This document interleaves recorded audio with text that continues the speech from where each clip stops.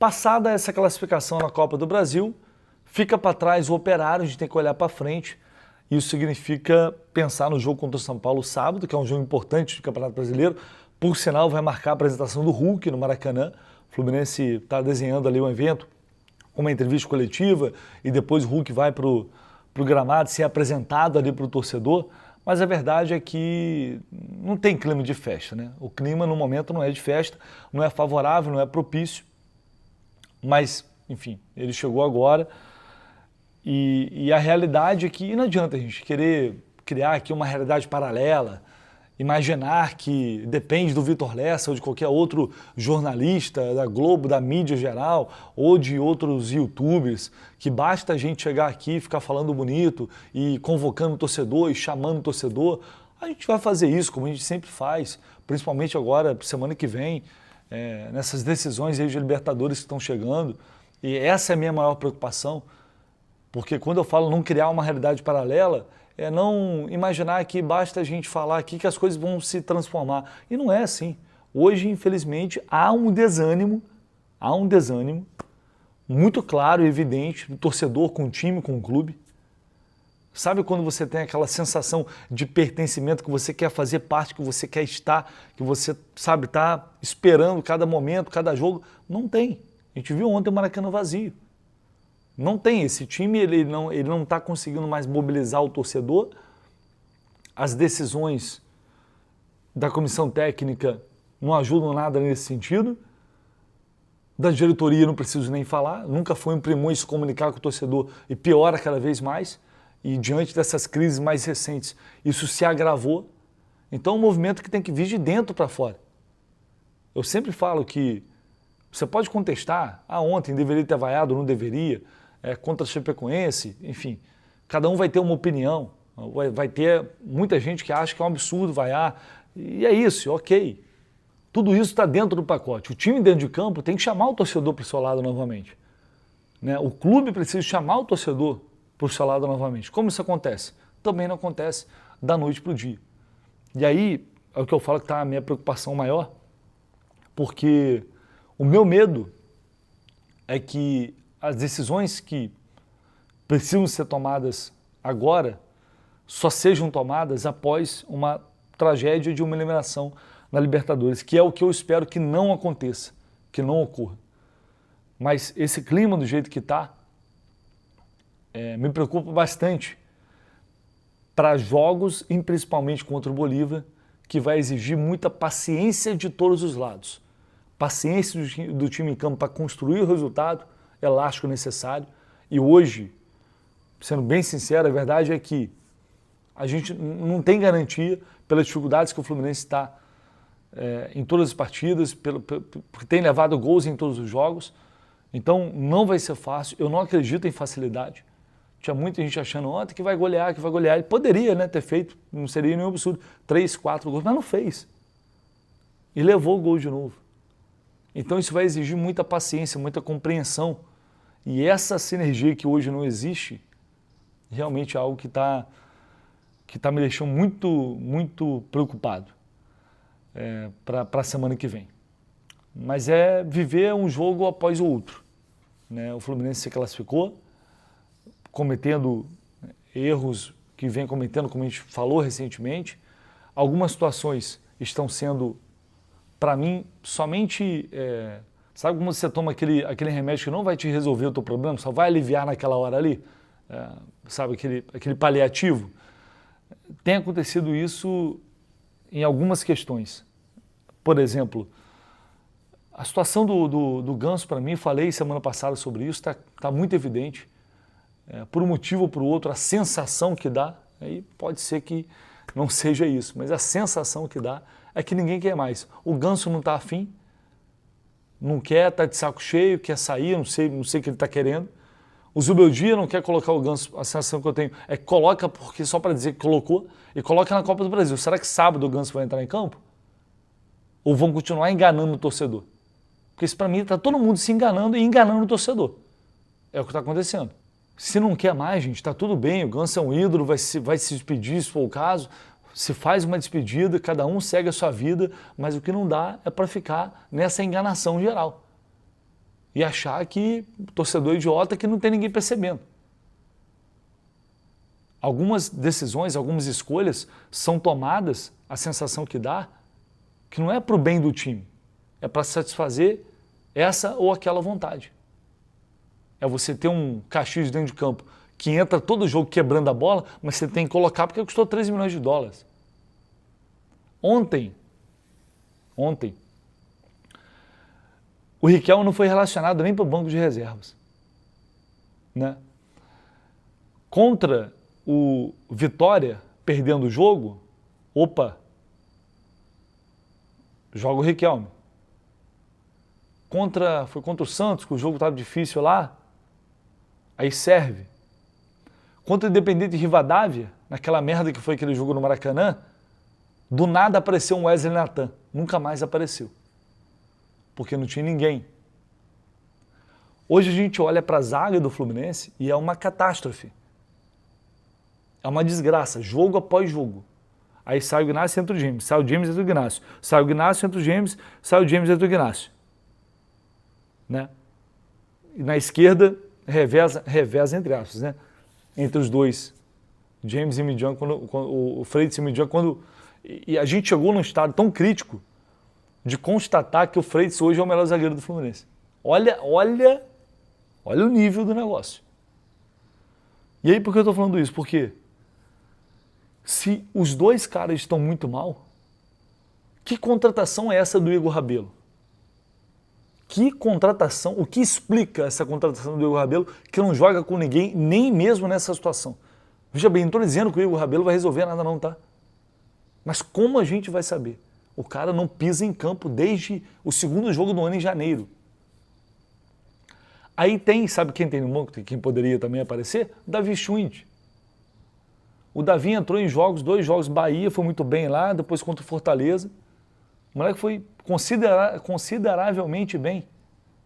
E desaparece, some. Aí que se machucar, se ficar dois zagueiros doentes, machucar mais dois, e não tiver ninguém, aí serve. Quando tiver uma fogueira, então, aí serve. Fidelis. Cara, se o Fidelis, ontem até o Fio falou isso no Jornada, se daqui a pouco ele sair pedindo para jogar no Botafogo, no Flamengo, no Vasco, eu não vou julgar. Eu não julgo.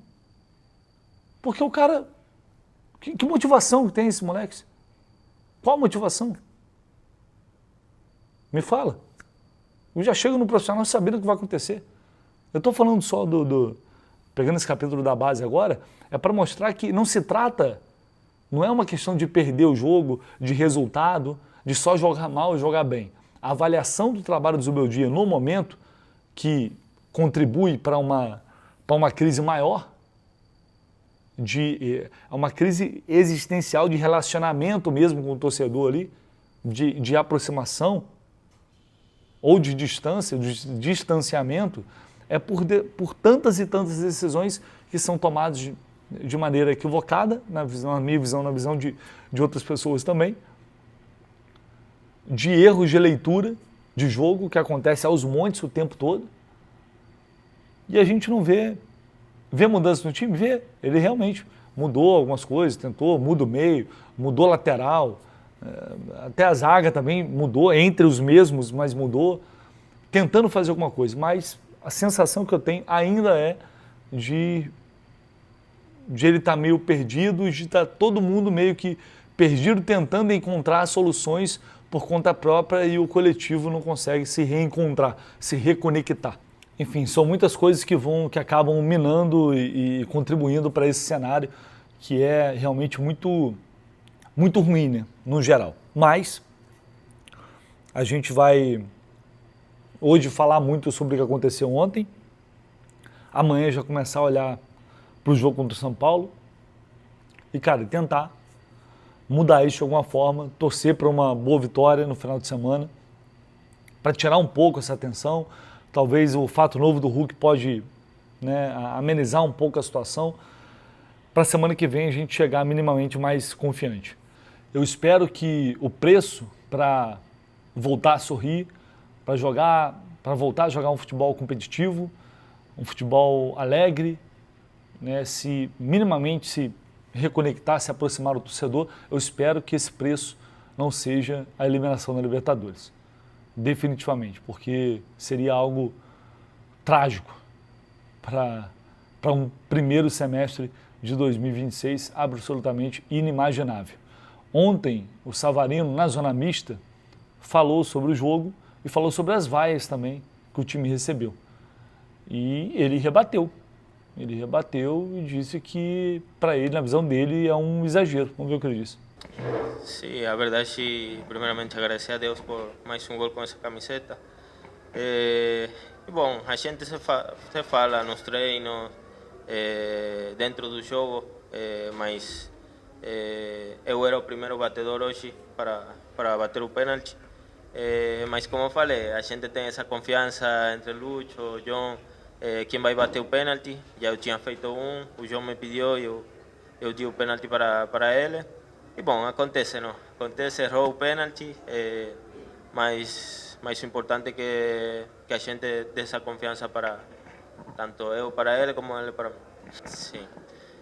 Não, primeiramente, bom, a torcida está todo seu direito em reclamar qualquer coisa, mas eu acho que nossa vontade sempre dentro do campo é ganhar o jogo, que o que fizemos hoje, conseguir nossa classificação para as oitavas de final, e eu acho que isso foi o mais importante. E bom, a gente tem que caminhar junto, não? Tanto a torcida, como os jogadores, como a diretiva.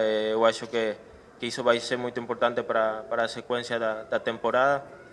E bom, falando do Hulk, um jogador extraordinário, jogamos juntos no Atlético, fizemos uma boa dupla lá no Atlético e bom, desejar o melhor para ele aqui no Fluminense. A gente vai tentar arropar ele da melhor maneira e que possa se adaptar o mais rápido possível. Estava Hulk. Sim, assim falavam quando jogávamos lá no Atlético. Di muitas assistências para ele, então espero que aqui não seja a exceção. Opa, Savarino, tudo bem? Boa noite. Felipe Bardella, do portal Jogada 10. O jogo estava 2-0, o Fluminense fez o 2-0, um jogo que aparentava estar indo para um caminho muito tranquilo, mas acabou sofrendo aquele gol no fim, e mesmo com um a mais, que o jogador foi expulso do Operário, o Fluminense acabou sofrendo pressão ali no fim, não uma pressão, mas correu um risco, assim, talvez desnecessário. Você acha que isso se atribui pelo fato dessa pressão que a torcida vem tendo em cima do Zubeldia? O que se atribui ao Fluminense não ter conseguido matar o jogo mais cedo? Obrigado. Não, sim, eu acho que eu fico com o que você falou de último. A gente tem que matar o jogo. Tivemos oportunidade para matar o jogo, mas essa pressão da torcida eu acho que não influi muito dentro do campo. A gente é muito fechado ali, tanto dentro como fora do campo. Então, como eu falei, a gente tem que caminhar junto, tanto a torcida como os jogadores. Como eu falei antes, a gente tem que matar os jogos e tentar corrigir os erros quando tomamos gol também. Boa noite, Savarino. Boa noite. Hoje a arbitragem deu muitas faltas hoje no jogo do Fluminense, né, para vocês. E houve esse lance do Lúcio Acosta também, que quase foi expulso. Pode falar um pouquinho do que aconteceu ali? Não, na verdade não vi muito a jogada do que aconteceu. Eu acho que o árbitro hoje foi bem, apitou os dois pênaltis que foram muito claros. O vermelho, não sei, não vi a jogada muito bem se era ou não era, mas que bom que não foi vermelho. A gente ia perder um jogador muito importante como o Lucho, então hoje foi uma vitória muito importante para nós e estamos classificados na Copa do Brasil, que é o mais importante. Savarino, boa noite, parabéns pela vitória. Queria te perguntar, como foi dito, teve vaias no final do jogo, né? A torcida não saiu muito satisfeita, mas vocês, o grupo, no vestiário, é um clima mais de comemoração, de satisfação com a classificação ou de cobrança por talvez não ter conseguido uma vitória mais tranquila e pelas atuações recentes? Olha, a gente sabe quando jogamos mal, quando jogamos bem, a gente sabe os erros que a gente comete, quando temos que corrigir, quando não. Então, eu acho que somos um grupo muito fechado. Como falei, agora estamos num momento que a gente tem que ir da mão, tanto a torcida como os jogadores. e todo o staff, os treinadores também. Então, eu acho que isso é o mais importante para essa sequência que temos aqui de jogo dentro de casa, que a gente caminha junto e bom, esperemos que assim aconteça nos próximos jogos. Savarino, Karen Meneghini, TV Record. Como que foi a conversa agora no vestiário, depois da classificação e depois desse resultado, né? Qual que é o sentimento, enfim, de alívio para poder concentrar na Libertadores, no Brasileirão? Sim, o mais importante é a classificação, não? Como eu falei, os erros que cometemos temos que corrigir lá dentro. A gente sabe os erros que comete, a gente sabe o que faz mal e o que faz bem também. Então, para mim, o mais importante o que fica é a classificação e já estamos pensando no próximo jogo que é o mais importante para nós. Savarino, boa noite. Fernando Silva do canal Xsport, parabéns pela vitória. Pegando um pouquinho da pergunta do meu amigo ali, também pela sua resposta, você disse que o Fluminense falta matar o jogo. Hoje o Fluminense basicamente teve quase nenhum erro, né? Dominou o jogo, só no finalzinho, depois que sofreu o gol, caiu um pouquinho. E também pegando um pouquinho da partida contra o Vitória, vocês sofreram 2 gols assim, em 10 minutos. Além de matar o jogo, o que você acha que está faltando para poder fazer um jogo mais tranquilo? E sobre as vaias, você disse que faz parte do torcedor, o torcedor tem direito de protestar, mas na partida de hoje, com esse parâmetro de que o Fluminense só caiu de produção no final do jogo, você achou que foi justa essas vaias? Não, eu acho exagerado, não. Eu acho um pouco exagerado porque, para mim, eu sempre vou me cobrar quando jogo bem, quando jogo mal. E como falei, o time sabe quando joga bem, quando joga mal. Eu acho exagerada essa vaia, mas para mim o mais importante vai ser a classificação. Já a gente vai pensar na próxima ronda da Copa do Brasil quando venha, ou quando joguemos a Copa do Brasil. E bom, como eu falei, temos ocasiões dentro do jogo, jogamos bem por momentos do jogo. E bom, a gente tem que matar o jogo em certo tempo do jogo e bom, esperemos melhorar nos próximos jogos isso para a gente conseguir uma sequência ganhadora. Vamos lá, o jogador tem direito da opinião dele. Eu não acho que o Savarino foi desrespeitoso ao achar exagero, é a visão que ele tem. Agora, eu acho que ele tem que ter mais senso crítico em relação ao que, não só ele, mas ao que o time vem fazendo e por que disso está acontecendo. Porque não adianta falar, é um exagero, mas dentro de campo, a postura, o comportamento, a qualidade, o resultado, se isso não mudar. Não adianta dizer que o torcedor é que está exagerando, é que está passando do ponto. Aliás, o Savarino chegou agora, né? Conhece muito pouco de Fluminense ainda, conhece muito pouco da torcida do Fluminense ainda. Mas é negavelmente um dos caras que tem mais qualidade, é um cara que está tentando ajudar, que está correndo, que está se esforçando. Acho que não dá para falar muita coisa dele em relação a isso, não. Mas, Savarino, o ideal é que vocês foquem em recuperar, em voltar a ser aquele Fluminense que... Vou voltar aí. A visão dele como jogador, ele tem total direito de ter. Eu não acho que ele foi desrespeitoso. Ele falou que a visão dele é um exagero. Mas chegou agora também o Savarino, né? Conhece muito pouco de Fluminense, conhece muito pouco do torcedor.